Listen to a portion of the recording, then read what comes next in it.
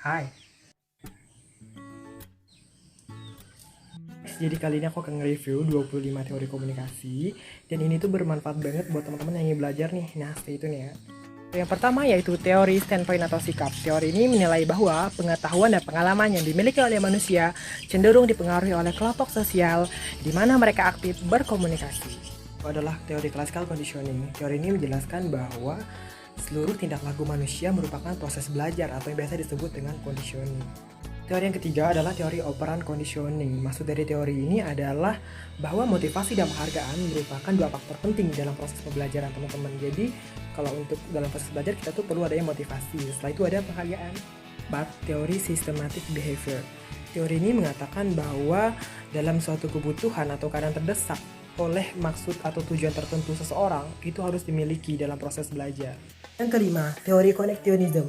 Menurut teori ini, masing-masing organisme jika ditempatkan pada situasi yang baru, mereka akan melakukan sesuatu yang coba-coba secara terus-menerus. Dan jika hal tersebut memenuhi situasi, maka akan menjadi tingkah laku mereka sendiri. Yang keenam adalah teori komunikasi administrasi. Menurut teori ini, proses penyampaian pesan dilakukan secara timbal balik antar anggota atau memungkinkan adanya komunikasi dua arah. Ketujuh, teori komunikasi dua tahap yang membahas mengenai efek media massa, berasumsi bahwa proses stimulus menghasilkan efek ke media massa. Kedelapan ada teori difusi inovasi, di mana teori ini merupakan suatu bentuk komunikasi yang khusus yang berkaitan dengan penyebaran pesan yang berisi tentang gagasan-gagasan baru. 9. Teori struktural fungsional. Teori ini menganggap bahwa masyarakat akan saling berkaitan satu sama lain sebagai konsekuensi untuk bertahan hidup dan tujuannya adalah untuk mencapai keteraturan sosial. 10. Teori pengharapan nilai bertujuan untuk mengetahui pengaruh media massa terhadap kepentingan penggunanya. 11. Teori analisis transaksional bertujuan untuk mengetahui keefektifan komunikasi yang terjalin antar individu. 11. Teori birokrasi merupakan komunikasi organisasi yang sering kali dipakai untuk mencapai komunikasi organisasi yang efektif. 12. Teori dependensi efek komunikasi massa beranggapan bahwa kepercayaan individu akan berkembang kepada media massa apabila informasi yang mereka dapatkan tidak dapat terpenuhi secara langsung.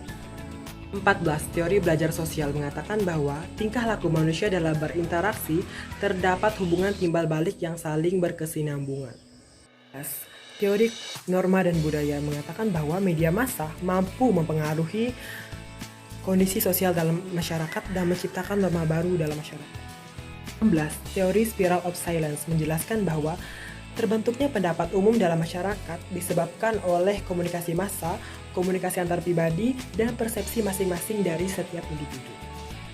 Teori kultivasi menjelaskan bahwa media massa memiliki efek kumulatif yang lebih berdampak pada tataran sosial budaya dalam masyarakat daripada personal seseorang. 11. Teori inokulasi mengemukakan bahwa lebih baik terbujuk dengan argumen sanggahan daripada ketidaksiapan kita untuk menyangkal perspektif lawan. Teori ketergantungan menganggap bahwa manusia modern atau saat ini lebih bergantung pada media massa untuk memenuhi aktivitas atau kebutuhan informasi mereka setiap harinya. 10. Teori kognitivisme mengedepankan proses belajar daripada hasil itu sendiri. Belajar tidak hanya melibatkan antara stimulus dan respon, tetapi juga melibatkan proses berpikir yang lebih kompleks. 1. Teori nativisme berpandangan bahwa manusia merupakan makhluk ciptaan Tuhan satu-satunya yang berkomunikasi melalui verbal. Teori agenda setting beranggapan bahwa jika media memberikan tekanan pada suatu peristiwa, maka media tersebut akan membuat masyarakat menganggap peristiwa itu adalah peristiwa yang penting. Teori use and gratification berpendapat bahwa pengguna media memiliki peran aktif dalam memilih media yang digunakannya.